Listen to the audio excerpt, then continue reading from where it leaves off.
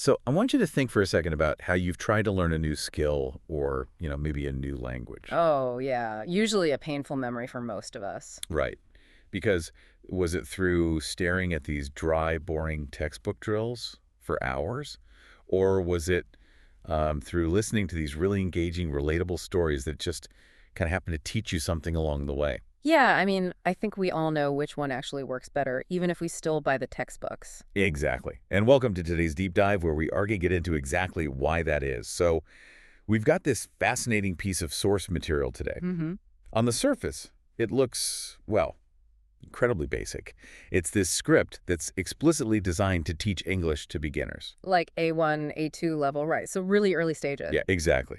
The script is for a show called Luca's English Channel, and this specific lesson is titled Funny Childhood Memories. Which is such a great hook. It really is. It features these two characters, Luca and Sophie, Mm. and they're basically just swapping stories about their youth, getting into trouble and stuff.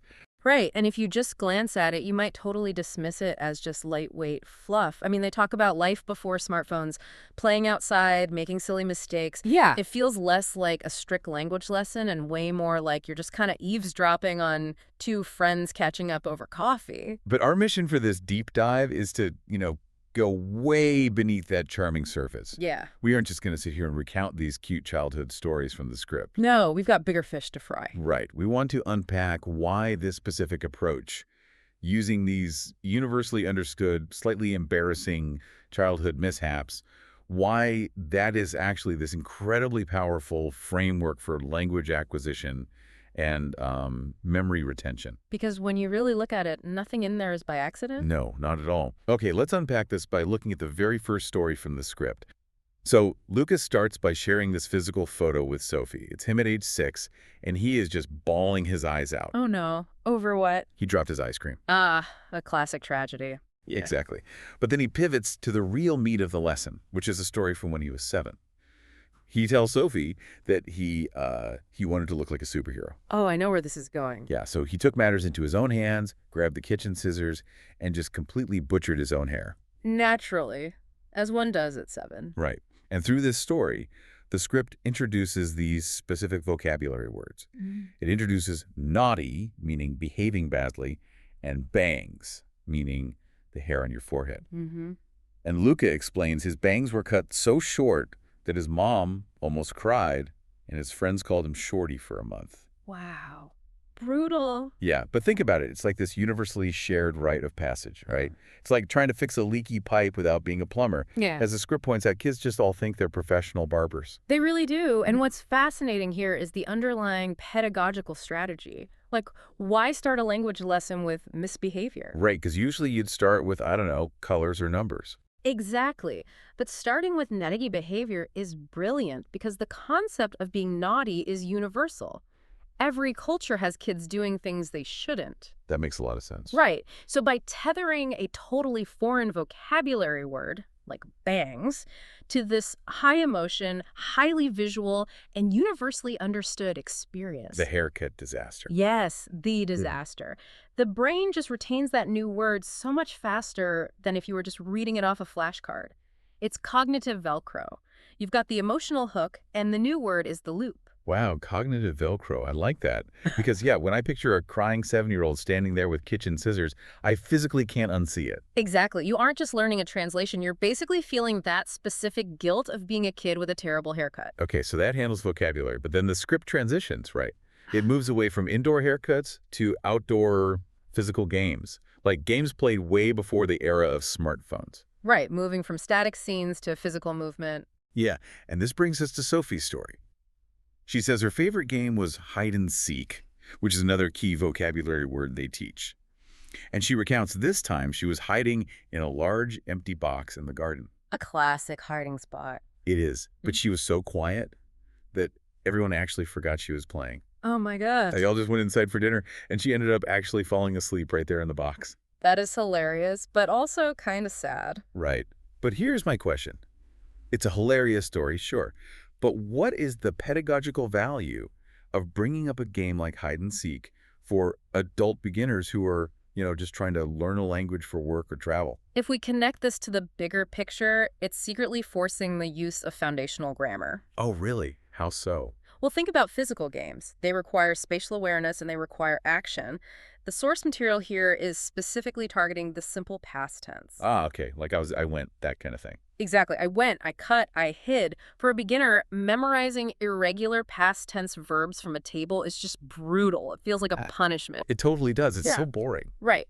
But by telling a chronological story about hiding in a box, waiting, being forgotten, and then sleeping, it naturally forces the learner to process those simple past tense structures. Without it feeling like a grammar drill. Yes.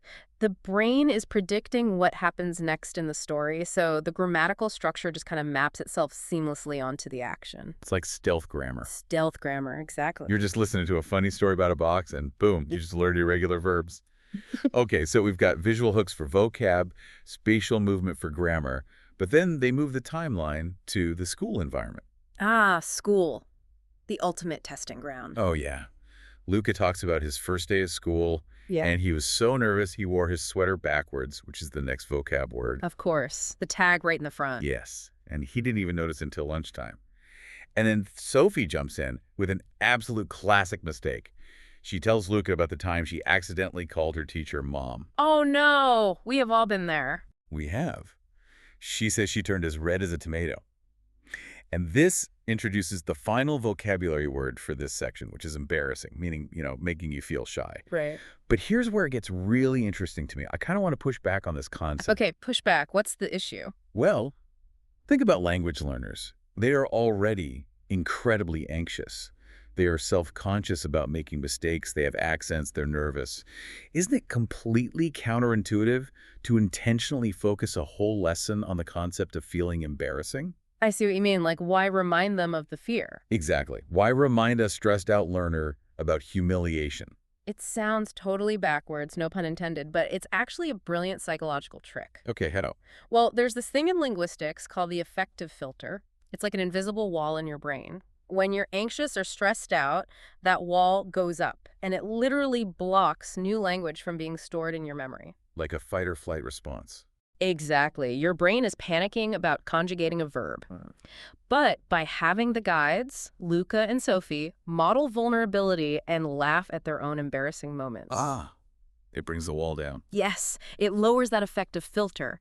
It signals to the listener, hey, we make silly mistakes too, so it is perfectly okay if you mess up your English. It creates a safe space. Exactly. An empathetic learning environment where the brain can actually relax and absorb information. Wow, that is so smart.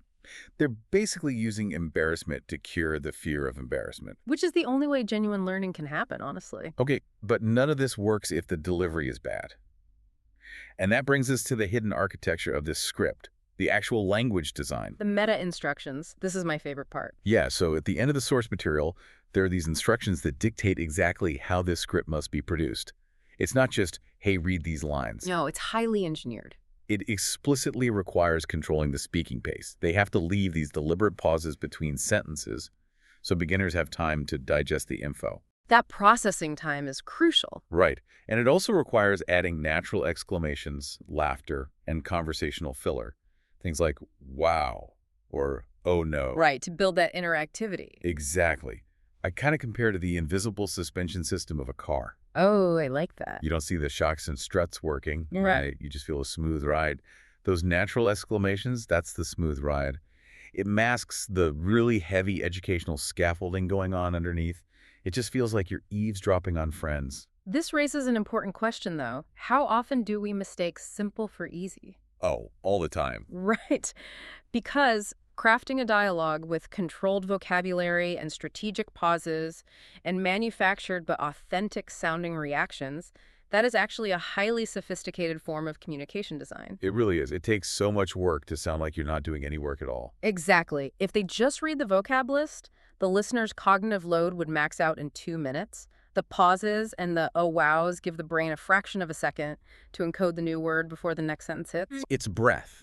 It's literally giving the brain room to breathe. Right. And doing that without sounding like a robot requires so much empathy for the listener. So what does this all mean? We started out looking at this simple A1, A2 English script about, lost ice cream, bad haircuts, and backward sweaters. Very basic stuff.